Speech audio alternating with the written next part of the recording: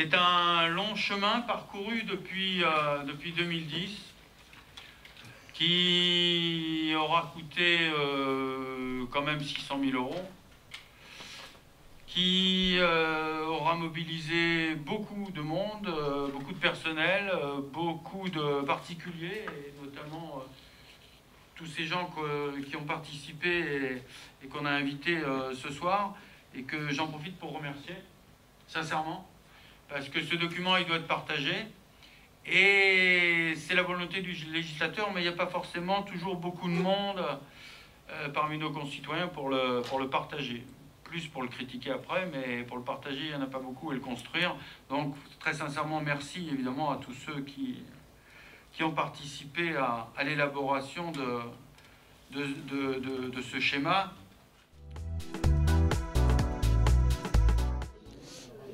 Ce SCOT va devoir concilier la nécessaire préservation de l'environnement, des terres agricoles, de la biodiversité, mais aussi le développement démographique sur un territoire qui est de plus en plus attractif, et satisfaire les besoins de cette population en termes d'équipement public, mais aussi en termes d'emploi, c'est-à-dire d'entreprises susceptibles de pouvoir s'installer. Alors certes, on nous demande de faire de l'économie d'espace, mais le grand défi à mener et qu'il va falloir bien définir, c'est qu'est-ce qu'on veut faire de ce qu'on appelle les territoires. Est-ce qu'on veut qu'ils soient, ce que je dénonce, de simples territoires dortoirs, avec des gens qui vont travailler sur l'aire toulonnaise, par exemple, ou bien est-ce qu'au contraire, on veut que ces territoires aient une vie propre, avec des gens qui vivent et travaillent sur place. Et ça, c'est ce que je veux. Et c'est ce que le SCOT, c'est l'ambition et la prétention du SCOT qu'on a mis en place. Dans le SCOT, il est prévu de développer ce qu'on appelle la silver economy, c'est-à-dire toute l'économie qu'il y a autour de ces tempes grisonnantes, de ces gens qui vieillissent, et qui sont de plus en plus nombreux, puisque de toute façon la démographie, surtout de tous les pays occidentalisés, suit le même chemin, c'est-à-dire qu'il y a un vieillissement de la population. Donc de toute façon, il faudra l'accompagner, et ça, c'est déjà en route. Et quant à la jeunesse, je crois qu'il faudra évidemment foncer sur deux pistes.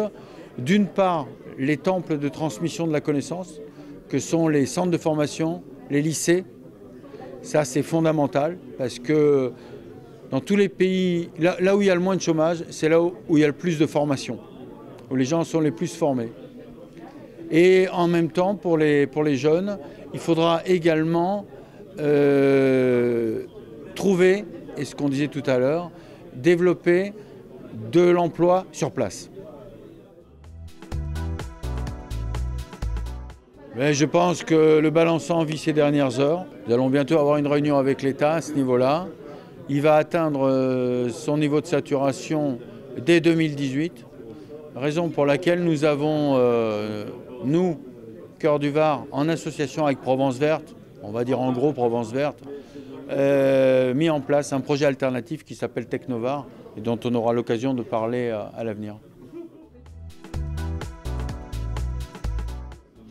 Eh bien, que Cœur du Var demeure indépendant et le plus dynamique possible, le plus innovant possible.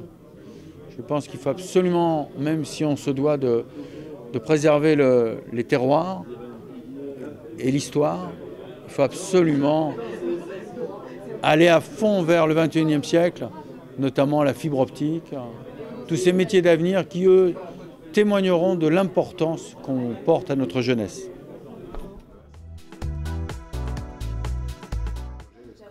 C'était dans le CIVOM du Centre-Var, où nous étions un peu petits, et donc nous avions pensé faire un syndicat mixte avec la commune de Carnoul et Puget-Ville, puisque le CIVOM voulait, en vue de la création de la communauté de communes, s'étendre un peu pour avoir un peu plus d'habitants. Voilà.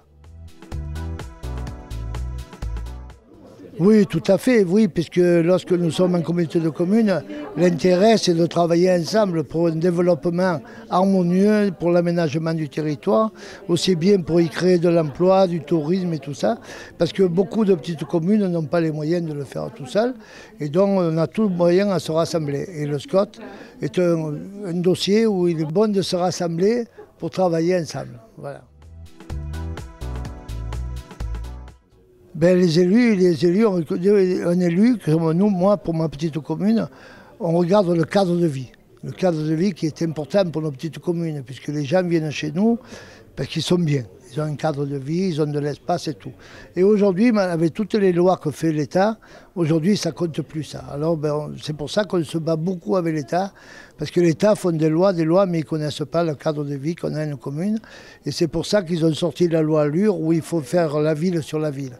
Et c'est pas nous, on a essayé dans le cadre du SCOT de garder un peu ce minimum, ce cadre de vie qu'on a actuellement. Mais c'est très difficile pour les services de l'État à nous suivre.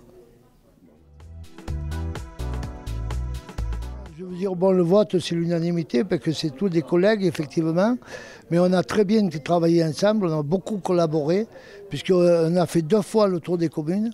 Et en écoutant leurs propositions, leurs principes, et on n'a rien fait qui puisse aller à l'encontre. Bien souvent, on a vu quelques petits dossiers où, dans le cadre du SCOT, il fallait, ne serait-ce que l'entrée des villes et des villages, vous voyez, et l'extension de l'urbanisation, où il ne fallait pas dépasser. Bon, certains maires ne voulaient pas en tenir compte, mais on est arrivé à un accord. Voilà. Tout ce SCOT s'est fait dans une entente parfaite entre les 11 communes. Pour cette échéance, normalement, nous allons au mois de septembre recommencer à y travailler dessus pour mettre les PLU des communes comme le SCOT. Le SCOT le demande puisque chaque PLU devra être conforme au SCOT. C'est un peu comme le baccalauréat, quoi. C'est loin d'être suffisant. Si on l'a pas, on peut rien faire.